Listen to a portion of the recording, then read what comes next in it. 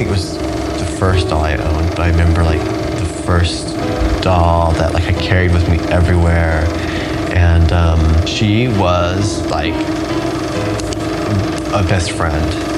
She was like always with me, and I'm sure I told her stories, and I'm sure she told me stories. I remember playing with her. I always would set up all the dolls in the backyard for like picnics and stuff.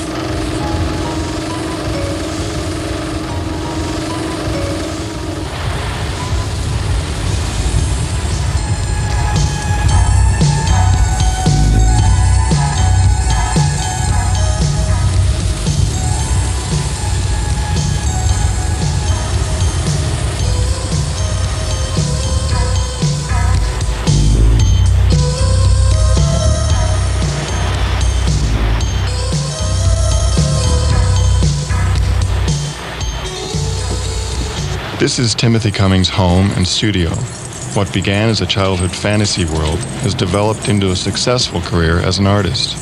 His paintings and marionettes have been shown in galleries from Santa Fe, New Mexico to New York City, and now he is concentrating his energy on the San Francisco market. Dolls and painting became really an important part of my happiness in my childhood because I also didn't have, I was a freak. I mean, my mother was real supportive and nurturing as far as like if I wanted dolls, she bought me dolls. If I wanted dresses, she bought me dresses because it's like, well, if that's what the kid wants, you know, he's not gonna change by not giving him what he wants. So my mom was real liberal, but then come to find out that, you know, sure, my mom, you know, is supportive and like they're beautiful to me, but then some of the other kids like were like, something's not right here, you know. Boys aren't supposed to wear dresses and boys aren't supposed to play with dolls, and yet they were so incredibly powerful and important to me to have these things in my life that, you know, I wasn't going to give them up. And so I just became introverted more, and I just kind of realized, okay, well, you know, fantasy world, closed the door, and, you know, I spent most of the time in my room with my dolls and making up little stories and then painting and doing art. Going through school and stuff, I started realizing that people had like all these concepts of what a painting should be. Art to me was like just always getting paints and doing whatever you want. It could be like on the bedroom wall, or it could be on a piece of newspaper, whatever.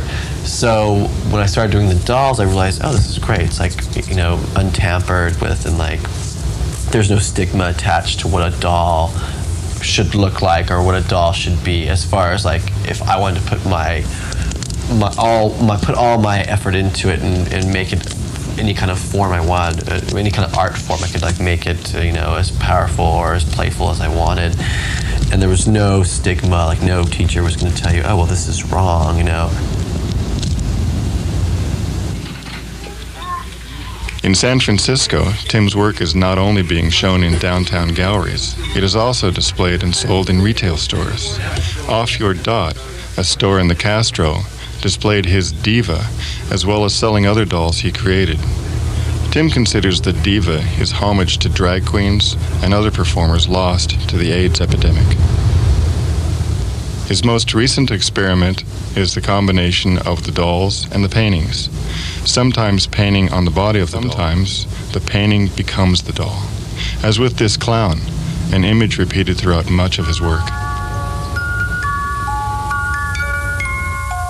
I mean, childhood is not just something that's really simple. So I have this image of like a clown. Clowns always kind of spooked me out. I think most kids like actually have a real fear of clowns being terrifying creatures.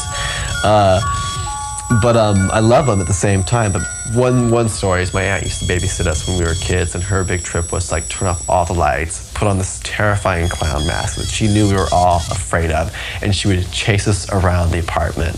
And this was terrifying.